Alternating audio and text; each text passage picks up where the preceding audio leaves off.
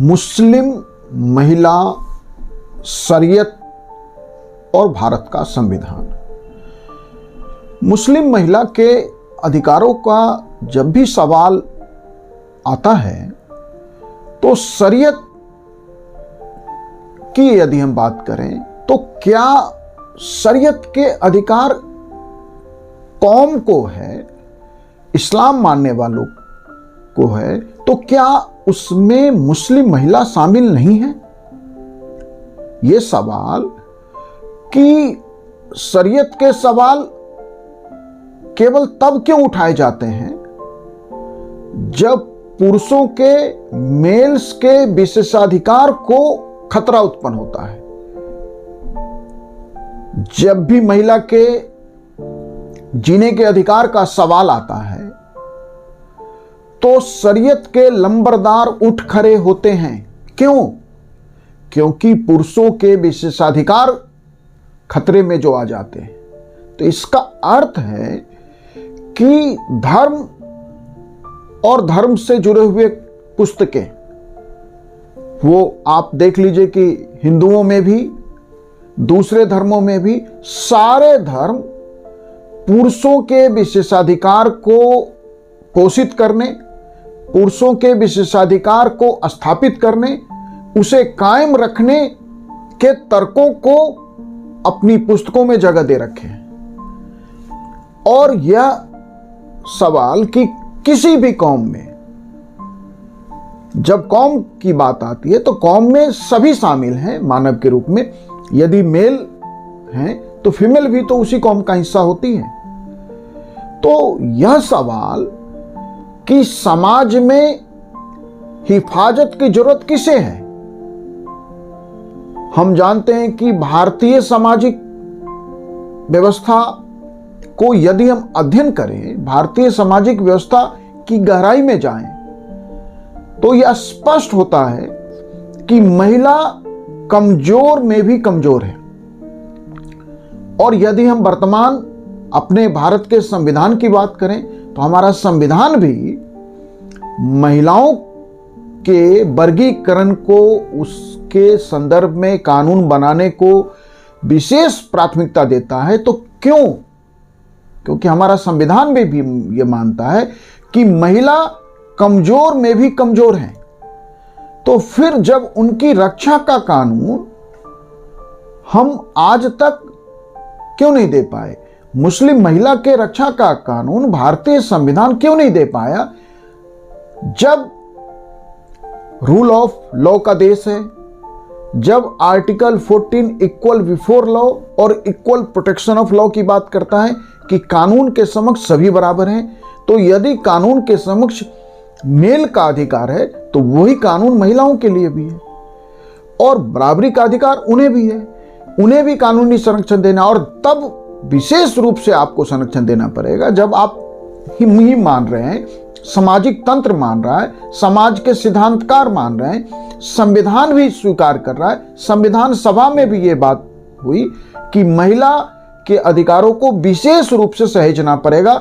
महिला के अधिकारों को विशेष रूप से संविधान में जगह दी गई, महिलाओं के लिए विशेष कानून बनाने को प्राथमिकता दी गई। तो फिर सवाल है कि इससे मुस्लिम महिला को क्यों महरूम रखा हुआ है? तो लगता है कि जो देश की जो राजनीतिक तंत्र है और उस राजनीतिक तंत्र में जो राजनीतिक दल हैं, राजनीतिक दल के लिए राजनीति सर्वोपरि है, अक्रॉस द पार्टी लाइन। इसमें आप कहें कि ये दल अधिकारों की बात करता है, तो जो दल अधिकार, किसी कौम के अधिकार की बात भी करता है तो केवल उस कौम के पुरुषों के अधिकार की बात करता है, महिलाओं के अधिकार की बात नहीं करता। तो सारा जो देश का पॉलिटिकल सिस्टम है वो हर कौम के, हर धर्म के केवल पुरुष वर्ग के अधिकारों को संरक्षित करता है, और जहां लगता है कि महिलाओं के अधिकारों को इग्नोर करके राजनीतिक नुकसान होगा तो वहां आप उठ खड़े होते हैं, और जहां राजनीतिक लाभ लेना होता है वहां आप उठ खड़े होते हैं। सवाल ये नहीं है, सवाल ये है कि मुस्लिम महिला के अधिकार उनके कौम के अधिकार से अलग नहीं हो सकता है। इसलिए मेहर की रकम देकर 3 तलाक दे देना उस संवैधानिक तंत्र में, रूल ऑफ लॉ के देश में कब तक चलता रहेगा? इस नाम पर कि शरीयत के विरुद्ध कानून बनाना धर्मनिरपेक्ष देश में गलत है। धर्मनिरपेक्ष देश है भारत, इसीलिए शरीयत के विरुद्ध कानून नहीं बनाया जा सकता। धर्मनिरपेक्ष देश है और साथ साथ आर्टिकल 14 भी है आपके संविधान में, जिसमें clear cut directive principle state policy में कॉमन सिविल लॉ कोड की बात की गई थी कि सबके लिए समान सिविल संहिता, क्योंकि सामाजिक विषय, परिवार, रिश्ते नाते, विवाह, तलाक, यह सामाजिक विषय है, यह व्यक्तिगत विषय नहीं है। व्यक्तिगत ठीक है कि निकाह 2 लोगों के बीच होता है, लेकिन उसका प्रभाव पूरे परिवार पे, दोनों पक्ष के पूरे परिवार पे आता है। इसलिए निकाह हो या मैरिज हो या विवाह हो, यह व्यक्तिगत विषय नहीं है, यह सामाजिक विषय है। और जब सामाजिक विषय है तो कोई भी व्यक्ति केवल मेहर की रकम देकर, 3 तलाक देकर कैसे अपने सामाजिक दायित्वों से मुक्त हो सकता है या उसे मुक्त किया जा सकता है। किसी के जिंदगी का फैसला 3 लफ्जों में आप कर देंगे, यह सोचने का विषय नहीं है कि 3 लफ्जों में पूरी जिंदगी का फैसला हो गया। निकाह, अब लोग कहते हैं कि निकाह तो कॉन्ट्रैक्ट है। निकाह एक कॉन्ट्रैक्ट नहीं हो सकता है केवल, यह सामाजिक जिम्मेदारी भी है। यह मोहब्बत और रिश्तों का भी तो कॉन्ट्रैक्ट है। क्या निकाह सामाजिक जिम्मेदारी का कॉन्ट्रैक्ट नहीं है? क्या रिश्तों का कॉन्ट्रैक्ट नहीं है? क्या मोहब्बत का कॉन्ट्रैक्ट नहीं है? इसीलिए यह समझना पड़ेगा कि शरीयत का अपमान तो तब है जब कोई व्यक्ति सामाजिक जिम्मेदारी से, रिश्तों से अलग हटता है, उसके साथ दगाबाजी करता है।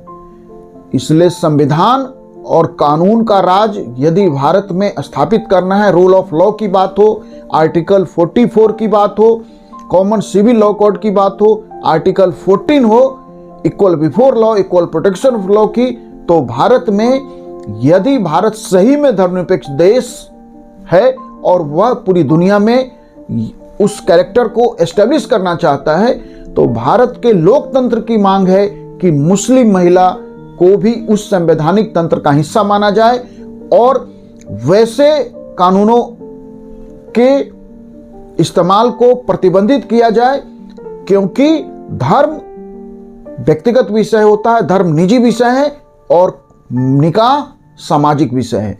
इसलिए दोनों में शरीयत को निकाह के मामलों में, तलाक के मामलों में 3 लफ्जों में तलाक देके सामाजिक जिम्मेदारी से मुक्त होने को स्वीकार नहीं किया जा सकता।